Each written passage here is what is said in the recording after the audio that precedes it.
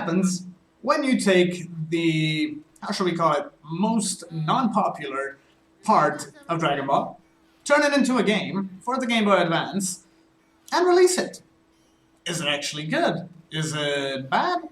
I mean, let's see the review, and we'll see if it's actually comparable to the other Dragon Ball games.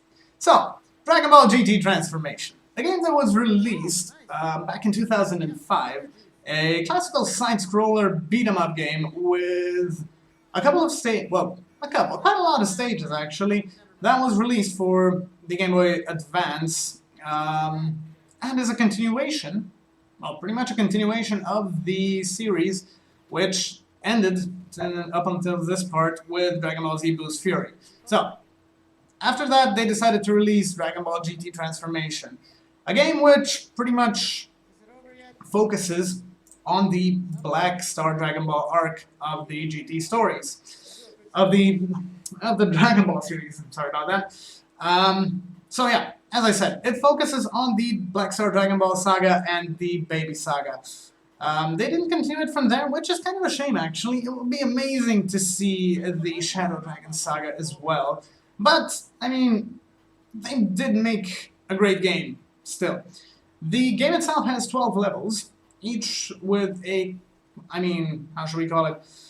The same principle of side-scrolling, pretty much get through the rooms to get to the boss. And each of the levels contains a boss which you have to fight, which is kind of, usually kind of important for the story. You either get a Dragon Ball or find out something more of what's happening around. If I'm not mistaken, you need to get through all of the 12 levels to actually get to the end. I don't think there's any skipping throughout the game, but I can be mistaken about that. The game itself features a couple different gameplay modes. The first one, the classical one, how should we call it, is the story mode, in which you play as our protagonists, Trunks, Goku, and Pan, who pretty much are in the search for the Dragon Balls. The other game modes, such as, I think there's Arena and the single-player mode, are unlocked with Zenny that you collect throughout the game. Those you can obtain by getting as many points as possible with the bonuses and everything, which are then, at the end of each stage, kind of calculated into Zenny, and, well, the better you are, the more you get. But obtaining the amount of Zenny that you need to unlock everything can be really repetitive. I mean, you need to get a lot of money to pretty much unlock everything, but, I mean, if you're into these kinds of games, it can be pretty easy, especially because you have, like, a couple of different characters that you can, I mean, switch out on. And even with, how should we call them, the low-price characters, the game gets even better, just because through single-player mode you can pretty much unlock a lot of different characters.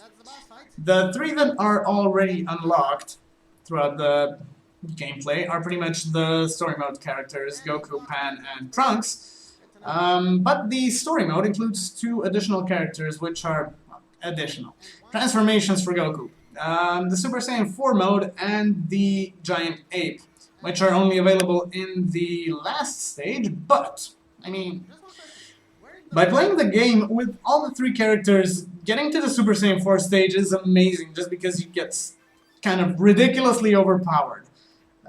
If you were struggling throughout the first, I think it was 10 or 11 stages, the last one or two are just a walk in the park with the Super Saiyan 4 mode and the Giant Ape mode. Throughout your collection of Zenny, you can pretty much unlock additional characters, such as Oob, Piccolo, Vegeta, Baby Vegeta, things like that. There were also some characters that were mentioned before the release that should have been in the game, but sadly didn't make the cut, which are one of them is Super Saiyan Trunks, that I know of, and they also announced two villains, of which only one, I think, was released, the Super Baby Vegeta 2. But sadly, they didn't give the other villain character. I mean, I wonder what actually it would be as a playable character.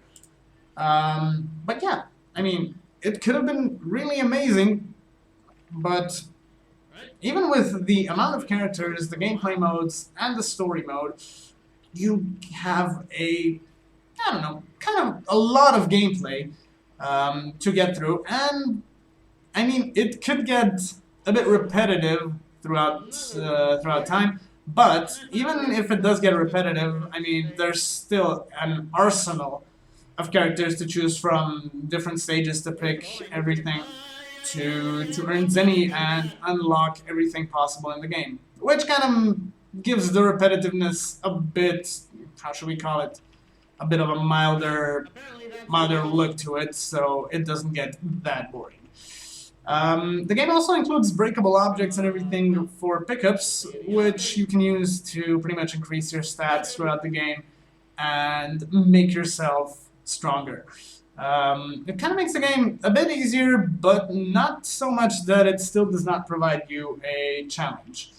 Throughout the gameplay, you can also swap the 3 characters that you picked for the stage, and the ones that you swapped out recover health, like, really slowly. But if one of your characters die, they're dead for good. You're not getting them back until the next stage. So you kind of have to be careful about that, actually. If you lose too much health, it's pretty much better to just keep swapping people out so the others can recover. But even so, you have 3 characters, which pretty much makes it like, I don't know, I should call it a walk in the park. So yeah, as far as the plus sides as well go, GT Transformation has probably the best Game Boy Advance graphics that I've seen up until now, actually. I've played quite a lot of Game Boy Advance games, but I have not seen graphics as good as this. The audio, though, does not compare to the graphics, but, I mean, it looks amazing, it plays amazing, and, I mean, although it can be quite repetitive, it's still a great game with all the characters that you can unlock, everything that you can do throughout the game. I mean, they put the most boring arc, pretty much in general opinion, and made it great throughout the game, which pretty much gives the game great playability, actually. And I would definitely recommend it to all of you Dragon Ball fans out there, and everybody who's, like, into side-scroller beat-em-up games. It's really good, it's not that hard, you can sometimes get grouped in by enemies, and the mechanics can sometimes be a bit clunky, but it's not so bad that it would not be playable. It's really great. So, I hope you enjoyed the review. Don't forget to like and subscribe, comment on the videos, and I'll be joining you guys in the next one.